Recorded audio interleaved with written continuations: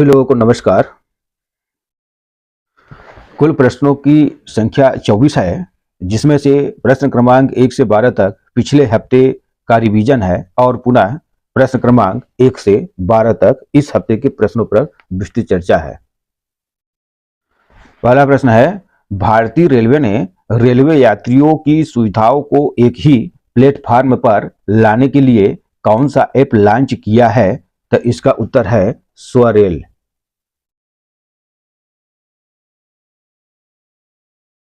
दूसरा प्रश्न है, देश में गरिमा से मृत्यु का अधिकार लागू करने वाला पहला राज्य कौन बन गया है? तो इसका उत्तर है कर्नाटक।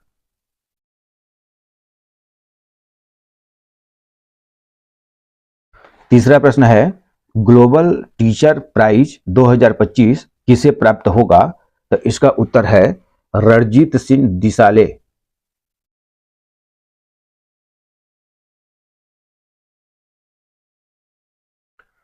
चौथा प्रश्न है, वह कौन सी भारतीय महिला है जिन्होंने फोर्ब्स 50 ओवर 50 ग्लोबल लिस्ट 2025 में शामिल है? तो इसका उत्तर ए भी है, उर्मिला आशेर भी है, किरण मजुमदार शाह भी है और शीला पटेल है। इस तरह से ऑप्शन नंबर डी उपरोक्त सभी। पांचवा प्रश्न है, आईसीसी अंडर 19 महिला T20 क्रिकेट विश्व कप भारत ने किस देश को हराकर जीता? तो इसका उत्तर है दक्षिण अफ्रीका। यानी दक्षिण अफ्रीका को हराकर भारत अंडर 19 महिला T20 क्रिकेट विश्व कप जीता। छठा प्रश्न है, 38वें राष्ट्रीय खेल 2025 में किस प्रतियोगिता में रुक्मणी और पूनम ने स्वर्ण पदक जीता? तो इसका उत्तर है नौकायान। नौकायान में लाइट वेट महिला डबल स्कल्स का इन्होंने खिताब जीता है। सातवां प्रश्न है, कंट्री ग्रैमी जीतने वाली पहली अश्वेत महिला बन गई है? तो इसका उत्तर है बेयॉन्से।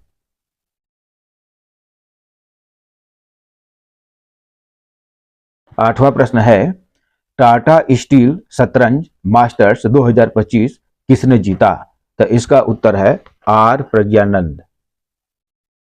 आर प्रज्ञानंद ने डी गुकेश को हराकर टाटा स्टील शतरंज मास्टर 2025 प्रतियोगिता जीत लिया है। किस प्रौद्योगिकी संस्थान ने पहला कैंसर जीनोम डेटाबेस लॉन्च किया है? तो इसका उत्तर है आईआईटी मद्रास। 10वां प्रश्न है, किस देश ने एवरेस्ट और अन्य 8000 मीटर ऊंची चोटियों पर अकेले चढ़ाई पर प्रतिबंध लगा दिया है? तो इसका उत्तर है option number B Nepal.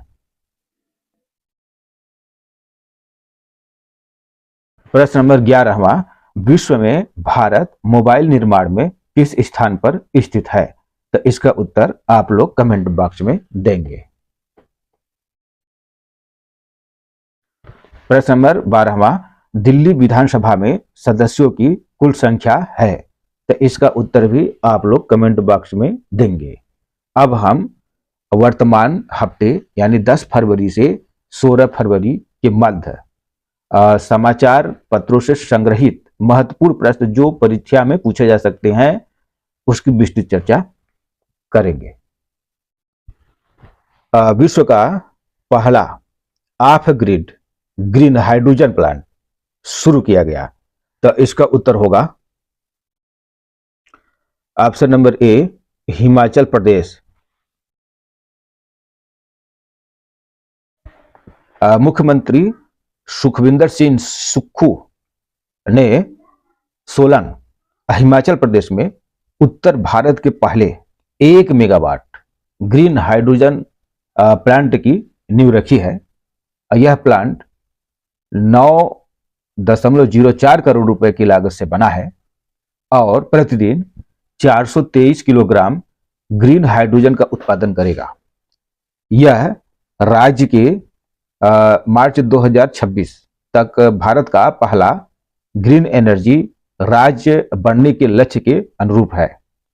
Himachal Pradesh power corporation यानी HPPCL और आयल इंडिया लिमिटेड द्वारा विकसित यह प्लांट 1 साल के भीतर पूरा हो जाएगा।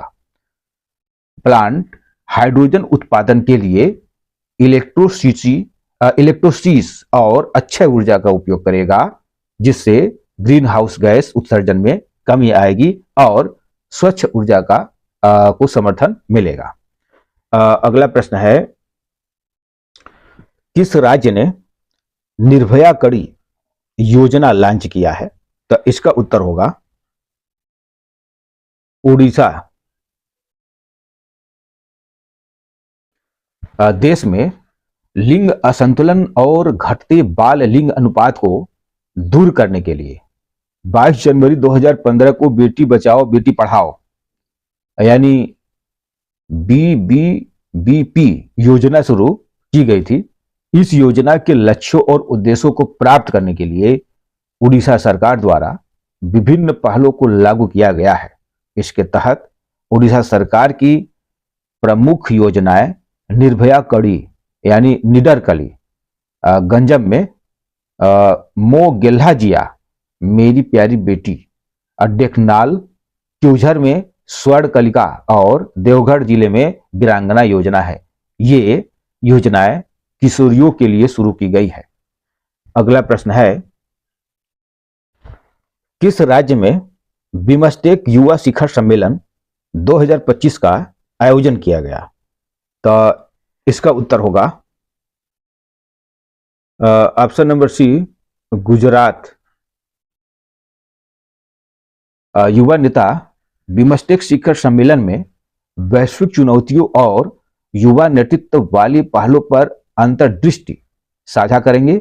युवा मामलों के विभाग, युवा कार्यक्रम और खेल मंत्रालय, भारत सरकार ने 7 से 11 फरवरी 2025 तक गांधीनगर गुजरात में बिमस्टेक युवा शिखर सम्मेलन का आयोजन कर रहा है। अगला प्रश्न है, हाल ही में नवाफ सलाम किस देश के प्रधानमंत्री नियुक्त किए गए हैं? तो इसका उत्तर है लेबनान। अंतर्राष्ट्रीय न्यायालय के अध्यक्ष नवाफ सलाम को प्रधानमंत्री के रूप में नामित किया गया।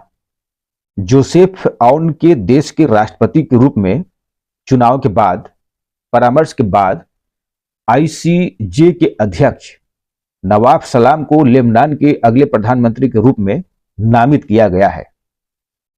सलाम को प्रधानमंत्री पद के लिए 84 वोटों के साथ 128 संसदीय सदस्य संसद के 2/3 से अधिक का समर्थन प्राप्त हुआ है।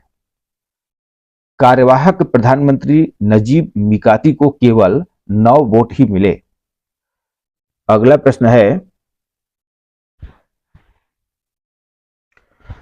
गोल्डन पीकॉक CSR अवार्ड 2024 किस महारत्न कंपनी को प्राप्त हुआ? तो इसका उत्तर होगा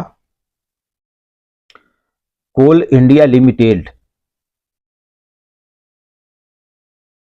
कोल इंडिया लिमिटेड को सामाजिक दायित्व के क्षेत्र में उत्कृष्ट कार्य के लिए प्रतिष्ठित गोल्डन पीकॉक CSR अवार्ड 2024 से सम्मानित किया गया है।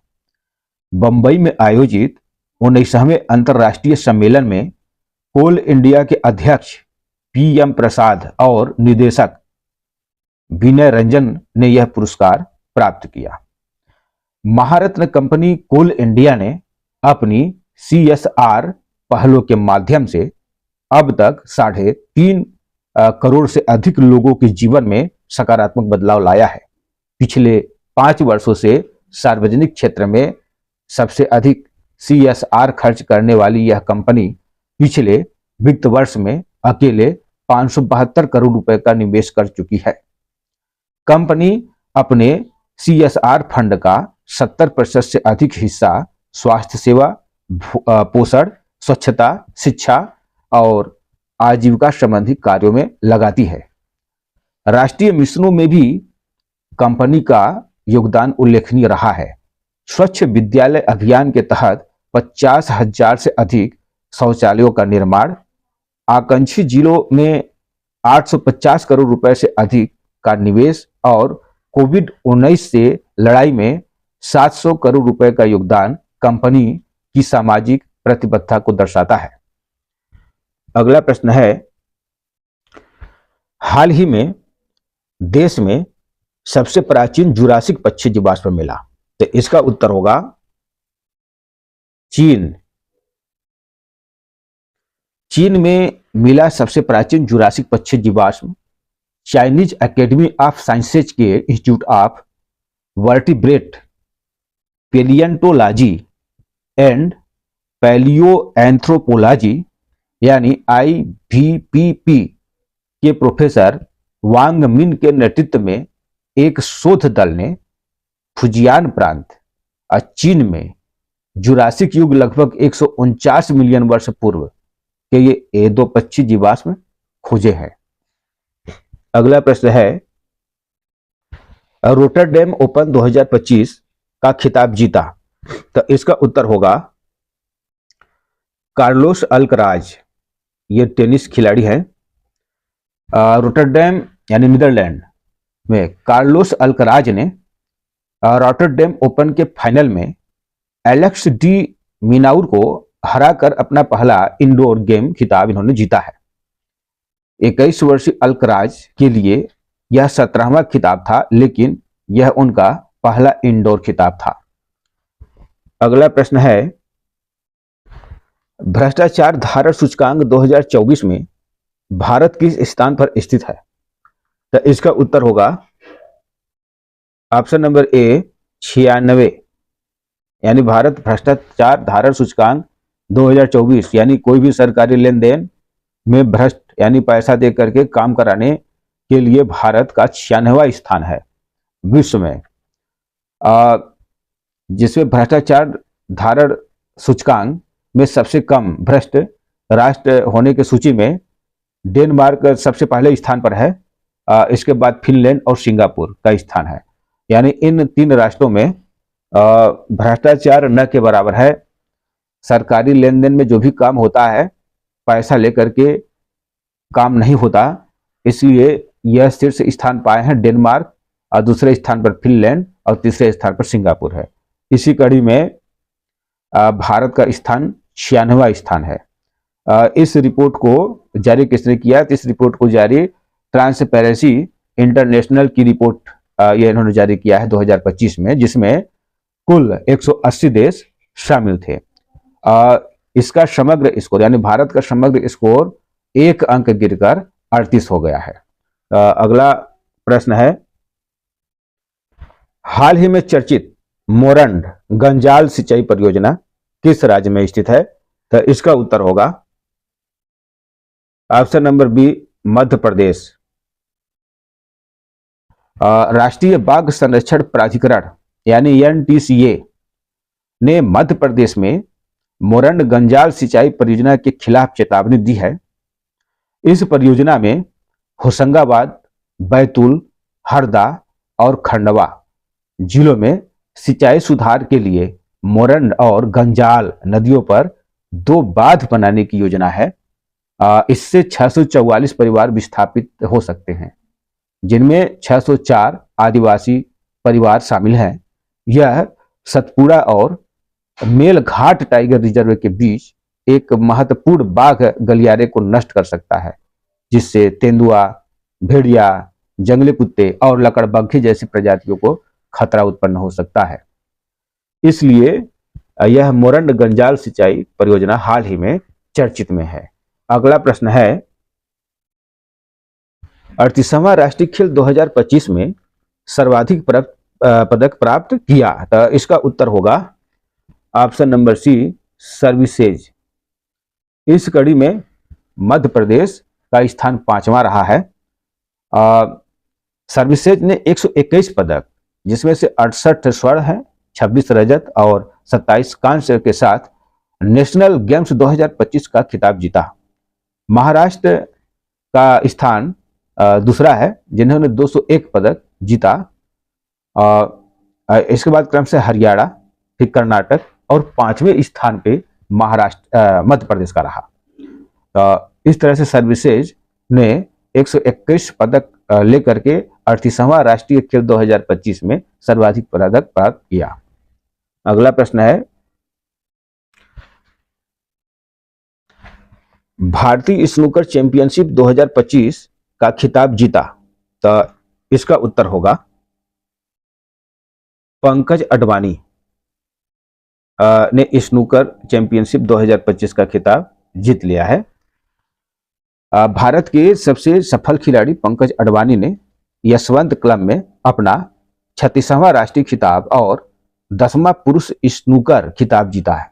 उन्होंने इसके पहले कौशल और दृढ़ संकल्प का शानदार प्रदर्शन करते हुए ONGC के इस कर्मचारी ने शुरुआती झटके में ही ब्रिजेश दमानी को हराकर यह खिताब जीत लिया।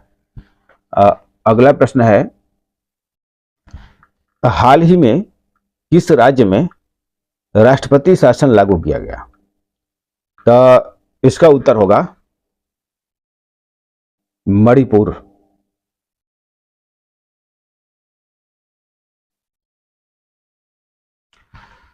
मणिपुर में मुख्यमंत्री N बीरेन सिंह के इस्तीफे के बाद राष्ट्रपति शासन लागू कर दिया गया है। यह राष्ट्रपति शासन अनुच्छेद 356 के तहत संवैधानिक तंत्र नाकाम होने पर राष्ट्रपति शासन लगाया जाता है।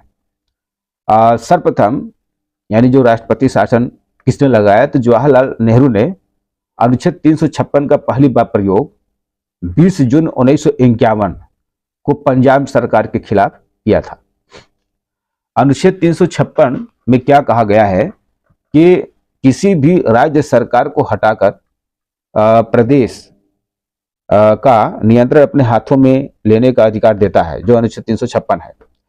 संविधान का अनुच्छेद 356 का कहता है कि किसी भी राज्य में संवैधानिक तंत्र नाकाम होने या इसमें रुकावट पैदा होने पर राष्ट्रपति शासन लगाया जा सकता है। किसी भी राज्य में राष्ट्रपति शासन लगाने के दो आधार हो सकते हैं। पहला, जब कोई राज्य सरकार संविधान के मुताबिक शासन चलाने में सक्षम ना हो, और दूसरा, जब राज्य सरकार केंद्र सरकार के निर्देशों को लागू करने में पूरी तरह से नाकाम साबित हुई हो। इस तरह से राष्ट्रपति शासन लागू होने के बाद राज्य की सभी शक्तियां राष्ट्रपति के पास चली जाती हैं। तो आज का प्रश्न यहीं तक। यदि यह श्रृंखला आपको पसंद आया है तो लाइक करें, कमेंट करें और सब्सक्राइब करें। धन्यवाद। जय हिंद, जय भारत।